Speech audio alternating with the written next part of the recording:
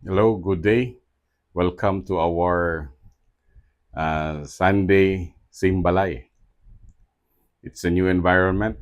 Ata sa atong mga panimalay, no? Nata sa uban nga mga location, ang uban tingali na sa balay, ang uban na sa mga kananan, no? Or ang uban na sa mga restaurant, ang uban na sa mga places, nga sa mo nagtapok, no? Praise God. Let's praise God nga makatapok ta, bisag asa. O dili lang building or dili lang simbahan gid ang pwede atong tapukan. Makatapok ta, no, bisag asa. No, kay ang pulong sa Ginoo nagaingon man nga duha o tulo nga managtigom para sa akong ngalan, nako sa ilahang taliwala. So dili magmatter kung unsa nga place, asa nga place. Ang importante nagtapok. Hallelujah. Amen. Ako ang i-share sa inyo ha, no, makita ni nga text sa 2 Timothy chapter 4 verse 2 paingon sa verse 7. 2 Timothy 4:2. Preach the word, be ready in season or out of season, reprove, rebuke, and exhort with complete patience and teaching. Verse 3. For the time is coming when people will not endure sound teaching, but having itching ears that will accumulate for themselves teachers to suit their own passion, and turn away from listening to the truth and wander off into myths. As for you, always be sober minded, endure suffering, do the work of an evangelist, fulfill your ministry. For I am already being poured out as a drink offering, and the time of my departure has come. I have put the good fight, I have finished the race, I have kept the faith. Ang akong share sa inyo karon nga buntag, naidako ni nga kahimuan sa kaning last statement ni Paul. Pag-ingon niya diri nga, I have fought the good fight, I have finished the race, I have kept the faith. Ako bang nasabtan ba nga, ang goal sa itong pagka-Kristiyano is to finish the race. Yes, that's the goal, to finish the race. Not just to enter the race, not just to participate the race, not just to be part of the race, but to finish the race. That's our goal. Kung atong balikan ang verse 5, nagasulti si Paul kang Timothy sa mga butang nga dapat buhaton in order to finish the race. Kaingon siya, I have kept the faith, I have finished the race, I have kept the faith. No, mo nagiingon ni Paul. Dayon kung imuhang balikan sa verse 5, nagasulti diha si Paul sa unsay buhaton to finish the race. In 2 Timothy 4:5, as for you, always be sober-minded, enduring suffering, do the work of an evangelist, fulfill your ministry. That's what Paul is saying. Una diri nga giingon ni Paul, mo nang ako atong subayon how we can finish the race. Ingna daw imong kaugalingon, how I can finish the race. Number 1, be sober-minded. Ingon siya diha no, sa verse 5, as for you, be sober-minded. Ako ning gisubay, unsa meaning sa sober-minded? Ang sober-minded, no, yun niya is clear-headed, na self-control, na discipline, o spiritually alert. Mo na ang sober-minded. No? Ang sober-minded di ay, sa Greek nga word, ang buti pasabot na is nepo. N-E-P-H-O. Nepo. Nepo means to be sober, to abstain from wine, to be free from intoxication. So mo day na ang sober. No, dili ka hubog ba? Wala ka nakainom, ginalikayan nimo ang wine. Literally, mo na siya ang meaning niya. Pero kaning pagsulti dira ni Paul, it's not about wine. Pero gitagaan lang ta ni Paul og picture sa tawo nga hubog, sa tawo nga nakainom. Ang tawo nga nakainom, ang iyahang mind dili alert. So ingon si Paul, dapat be sober-minded, be spiritually alert. Ang sober-minded nga person, dili siya ma-carried away sa iyahang emotions. Ang sober-minded nga person, dili siya ma-carried away sa iyang fear. Ang sober-minded nga person, dili siya ma-carried away sa iyang desires. O ang sober-minded nga person, dili ma-carried away sa false nga teaching. Ang sober-minded nga person, fix iyang eyes kang Jesus Christ. Dili siya distracted sa noise ani nga kalibutan. Naka una-huna ko ba? Nga mao gid ning bote pasabot ni Paul. Kay kung imong balikan ang verse 3 on the same chapter sa 2 Timothy chapter 4 verse 3. For the time is coming when people will not endure sound teaching, but having itching ears, they will accumulate for themselves teachers to suit their own passion. So ingon si Paul, maabot ang panahon nga ang mga tao ang ilahang paminawon katulang ilang gusto paminawon. Dili na sila musugot padtong teaching nga masakitan sila, teaching nga makabag-o sa ilahang mga kinabuhi. Nanuman kung tudluan sila, malain sila. Manaingon ni Paul. Maabot ang panahon nga mga tao dili na sila gusto ani nga mga kasing nga teaching. Nanuman ang ila na lang gusto ang maayo sa ilahang dalunggan, ang ganahan sila. Pero ingon diri si Paul, endure sound teaching. No? Ang eksakto diay nga teaching, lisod. Mana nga, mag-sober-minded ka, nanuman, lisod siya, pero imuhang buhaton. Madisiplina nimo imong kaugalingon. Na i-discipline nimo sa imong life. Nanuman, gitudluan ka, gi-rebuke ka, gitagaan ka o gitagaan ka o gireprimand ka. No? Nanuman, ang right nga teaching changes us. So dili lang di ay ang imuhang gusto nga madunggan ang para mausab ta sa atong mga kinabuhi. Ingon pa diri si Paul nga pilion niya ang iyang teachers, ang teachers nga makasut sa iyang passions. Kay kung passion nato atong basihan, kita may masunod, kita may magbuot. Pero nindot kay na igsoon, nindot day kay nang nakay teacher, nagatudlo sa imuha dili sa imuhang passion, kundi sa passion nga gibutang sa Ginoo sa imong kinabuhi.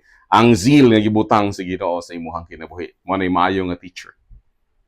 Diri nako na realize nga ang sober-minded nga person maka-endure og correction. Ang sober-minded nga person maka-endure og rebuke. Ug ang sober-minded nga person maka-endure og sound teaching. Lisod dawaton ang sound teaching, pero maayo na sa imuha o sa kuha. Magpasalamat ta kung natay mga teacher, natay mga pastors nga nagahatag sa tuag sound nga teaching. Meaning, supak sa tuang kabubuton. Kay bote pasabot ana, ang kabubuton sa Ginoo ang masunod sa tuang kinabuhi. Kaning self-discipline o kaning self-control, importante kay na para makapabilin ta diha sa race so that we can stay in the race. Nagihapon ka sa track, naka sa race track, wala ka na wala sa race track. Mo ni din na-realize na ko ba, ang uban dili sila makapadayon for lack of discipline. Dili man nila disiplinahon ng ilang kaugalingon. No, they keep on watching pornography. They keep on doing things nga makalead sa ilaha paingon sa makasala sila, no? So importante kayo ang self-discipline. Diri man good pag wala kay disiplina, mag-give in ta sa temptation. Pag wala tay disiplina, mabuhat nato ang desire sa to ang flesh. Mahimo tang careless without discipline. Mo na nga ingon si Paul, be sober-minded. Number 2, endure suffering. 2 Timothy chapter 4 verse 5. As for you, always be sober-minded, endure suffering. Usahay paghabot sa hardship, muundang na dayon ta. Atong huna-hunaon ang hardship nga failure. Mga igsuon ko, ang hardship is not a failure. Pag naay hardship, dili na siya failure. It is part of our Christian journey. Kaya ang pagka-Kristiyano, journey ni siya. No? Dili ni siya one-time event sa imuhang kinabuhi. Kung sa may mga example sa mga suffering nga agihan sa isa ka Christian. Oo, naay suffering nga agihan ng isa ka Christian. Sa John 15 verse 18, if the world hates you, know that it has hated me before it hated you. Tinuod lang siya igsoon. Pag mahimo ka nga Kristiyano, there will be people that will hate you. Masuko sila sa imuha. Malain sila sa imuha. Tungod sa imuhang pag-o nga pagtuo diha sa Ginoo. No? I experienced being hated. No, daghan kayo mga Christian nga mula hutay sila nanuman. When they are hated, nagpabilin sila diha sa Ginoo. Hard na siya sa kinabuhi, hardship na siya igsoon nanuman. It's hard to choose. It's hard to choose between pilion ba nimo ang Ginoo o ang mga tawo nga nalain sa imuha. Will you please God or will you please people? Isa na siya sa mga choices nga lisod sa tuang kinabuhi. Pero pag nahimo ka nga Christian, you will not please people. You will please God. Another nga hardship nga pwede nimo agian sa imong kinabuhi sa Galatians 5:17. For the desires of the flesh are against the spirit, and the desires of the spirit are against the flesh. For these are opposed to each other to keep you from doing the things you want to do. No? No, lisod gid ang battle sa flesh. Dili ni siya sayon, but you have to choose to be controlled by the Holy Spirit or to be controlled by yourself. As a Christian, we should be controlled by our Holy Spirit nga nagpuyo sa tuang kinabuhi. Another nga hardship nga pwede nimo agian sa imong Christian nga life is makita nato ni sa Luke 14 verse 26. If anyone comes to me and does not hate his own father and mother and wife and children and brothers and sisters, yes, and even his own life, he cannot be my disciples. Yes, tinuod na siya igsoon. Even your loved ones will hate you. Sa una nga, wala pa kay relasyon diha sa Ginoo. No? Kauban man nimo sila simba. Pero karon nga nana kay relationship sa Ginoo, dili na mo uban magsimba. No? Dako kay na siya nga adjustment. When you follow Christ, no, dili man nimo literally siguro sila biyaan. No, matuan pa man gihapon nimo sila, nagikay maayo gihapon nga relationship sa ilaha as son and daughter, as son and mother, no, as son and parent nimo sila, daughter then son and parent nimo sila, maayo man gihapon ang relationship. Pero kabalo ka sa imuhang suluran igsoon nga ang imong ginasunod karon si Jesus Christ na. Nga mas labaw pa si Jesus, mas labaw pa ang Ginoo kaysa sa imuhang family. Amen? And those are choices nga lisod buhaton sa kinabuhi. Kauban pa ni ang mga persecution nga atong maagian. They will hate us. Pero tungod kay nangalagad man ta diha sa Ginoo, tungod kay nakadawat man ta sa grasya nga dako kayo gikan diha sa Ginoo. We choose God rather than please people sa atong life. Idugang pa nato ana ang mga hardship ang gisulti sa Philippians 3:7. But whatever gain I had, I counted as loss for the sake of Christ. Muna gisulti ni Paul. Yung sa verse 8, indeed I count everything as loss because of the surpassing worth of knowing Christ Jesus my Lord. For his sake I have suffered the loss of all things and count them as rubbish in order that I may gain Christ. Tanan nga natun-an ni Paul, tanan nga kahibalo ni Paul, gitawag lang niya nga rubbish, gitawag lang niya nga basura, garbage, oban nga version garbage, compared sa iyang pagkaila kang Kristo. Just like sa ko, I am also educated, pero ang akong education, I count it rubbish compared to knowing Christ Jesus. For some of you, ang inyong education, inyong mga kahago sa pag-eskwela, tanan nga tong mga effort ani nga kalibutan, we count it rubbish para lang mailhan nato si Kristo. No? Mas giuna na to si Christ kisa sa ana nga mga butang. And those are hard things in life. No? Lisod na siya. But we choose Christ over our work. We choose Christ over our dreams. We choose Christ over our education. We choose Christ over our family. O guban pa.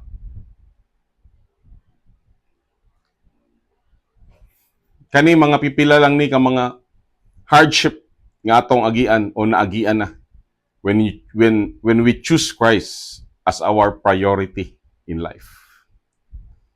Kaya ingon man ang Bible, seek ye first the kingdom of God and His righteousness, and all these things shall be added unto you. These are hardships, so on, when we know what is our priority in life. Number 3, do the work of an evangelist. 2 Timothy 4:5, as for you, Always be sober-minded. Endure suffering. Do the work of the evangelist. Fulfill your ministry. Kanang gisulti diha, do the work of an evangelist. Sa uban nga version, ako ning gibasa sa NLT, but you should keep a clear mind in every situation. Don't be afraid of suffering for the Lord. Work at telling others. Mo na yung gisulti diri. Work at telling others the good news. So natay work as a Christian. Mapabilin ta diha sa race when we tell people about the good news. When we tell people about Ephesians 2:8 and 9. Mao man ang atong winning verses nga ginagamit sa pag-win sa mga tao diha sa Ginoo. So nagid work na to. Ang work na to is to tell others about the gospel. Mana telling the good news, that is winning souls. Sa ato ang strategy, mo na atong strategy, that's winning souls. We win, and next we consolidate. Naagyod ginabuhat ang isa ka Kristiyano. Wala lang siya gasimba. Wala lang siya ga-apil og cell group. No? Naga-work siya by telling others about the gospel of Jesus Christ. Mana nga mag-open gid tag simbalay. Mag-open po tag mga cell groups. Hallelujah. Number 4, ingon diha si Paul, fulfill your ministry. As for you, always be sober-minded, endure suffering, do the work of the evangelist, fulfill your ministry. When we talk about ministry, it's not about music ministry. It's not about ushering ministry. Ministry here is people. Sa Matthew 9:35, ingon si Jesus, Jesus went throughout all the cities and villages, teaching in their synagogues and proclaiming the gospel of the kingdom and healing every disease and every affliction. Kung nakita ninyo diri ang iyahang ministry are people. He went through synagogues proclaiming the gospel of the kingdom, healing every disease and every affliction. In verse 36, when he saw the crowd, these are people. Nabay crowd, palibot na to, daghan kaayo. He had compassion for them because they were harassed and helpless like sheep without a shepherd. Makita nato na igsoon. Daghan kaayo mga tawo nga harassed, helpless. Wala sila sheep. Wala sila shepherd. No, they are sheep without a shepherd. Sa verse 37, then he said to his disciples, the harvest is plentiful, but the laborers are few. That's our ministry. No, we look for people nga harassed, helpless. They are sheep without a shepherd. Kinahanglan silang shepherd sa ilahang mga kinabuhi. And we will talk about ministry. Ministry is about service. Ministry is not about being served, but to serve. Sabi pa ni Jesus, Mark 10:45, for even the Son of Man did not come to be served, but to serve and gave His life as a ransom for many. Namalandong ko ba, Lord, doon sa giday ning service, doon sa giday na mag-serve sa tao. No? Then ako ning gibalikan ang 2 Timothy chapter 4 verse 2. Service nato igsoon sa mga tao is preach the word. Dili lang ni siya pastor mag-preach. Preach the word. Be ready in season or out of season. Reprove. Ingon siya diha, reprove. So, part ni siya. Kaya naman, nabay mga principle ang mga tao, nga daan nga principle. Example na, ang kaluwasan, ilang principle. Nagunahon na sila nga ang kaluwasan, madawat, pinaagi sa paningkamot. Pero ikaw nga nakabalo sa gospel, you know Ephesians 2:8 ug 9, nga you are saved by grace. Naluwas ta sa grasya, no? Through faith. No? Dili siya sa paningkamot. And we have to reprove them. We have to correct them. Diba? Ingon siya diha, reprove, rebuke, and exhort with complete patience and teaching.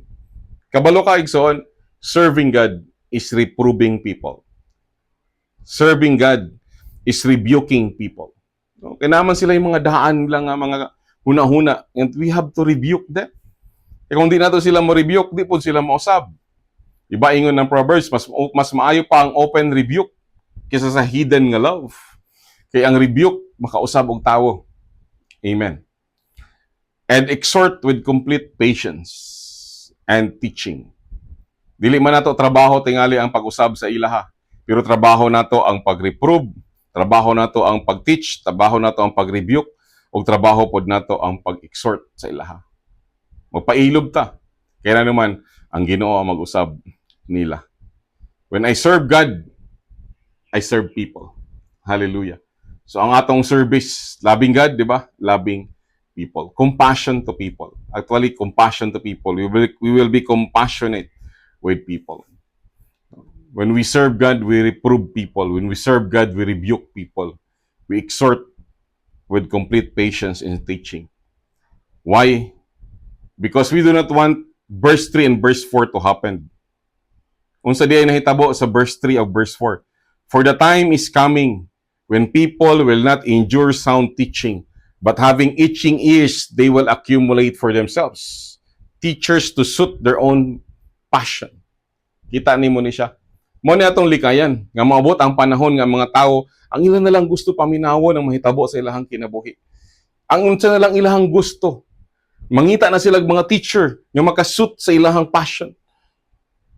Mo ni ato ang ginalikayan. That's why we teach people. No, o kung mauna ni ang mga tao dili na sila gusto mag-endure sa sound nga teaching, dili na gusto sila nga mabadlungan, dili na sila gusto nga makorek, they will not finish the race. Dili sila maka-finish the race. Ang atong tumong is that all nga nag-appeal finish the race. Hallelujah. Amen. No, dapat na mo atong tumong. So ikaw pod mismo magsugod sa imo, magsugod sa kuha. No, nga kita we want to endure sound teaching. Mo endure kita, mo patuon kita, mo disiplina ta sa atong kaugalingon in order to finish the race. Ingon pa diha sa verse, sumpay pa diha sa verse 4, and will turn away from listening to the truth and wander off into myths. Dili na kamatuuran ilang paminawon. Mga istorya-istorya na lang. Lord, igsoon, the Bible is about truth, and the truth should be preached. Although the truth hurts, it should be preached. So, para sila maka-finish the race. Dili na to gusto. Nga dili sila maka-finish the race. How to finish the race? Unsao man nila karon nga ma-finish nila ang race. No? How to finish the race? Always be sober-minded. Endure suffering. Do the work of an evangelist. Fulfill your ministry. Before tayo mag-pray, you go to your group, nagtapok man mo karon para maminaw ani nga pulong sa Ginoo. Go to your group and isgutan ninyo ning upat ka butang. Always be sober-minded, endure suffering, do the work of the evangelist, fulfill your ministry. Asa man ning upat ang weak ka, o asa man ning upat ang imuhang strength. O karon himuan nimo decision sa imong kinabuhi, kaning weak ka, imo gining i-develop sa imong life. Kaning upat, importante man kayo nga ma-develop sa atong life. So go to your group dynamics, go to your group, no, and discuss this among yourselves, no, sa imuhang leader. No, na leader niya ang mag-guide sa imuha, na leader nga mag-lead sa inyo, no. Kung saon niyo ni before ta mo end ani. Hallelujah. Then you can pray together. God bless you.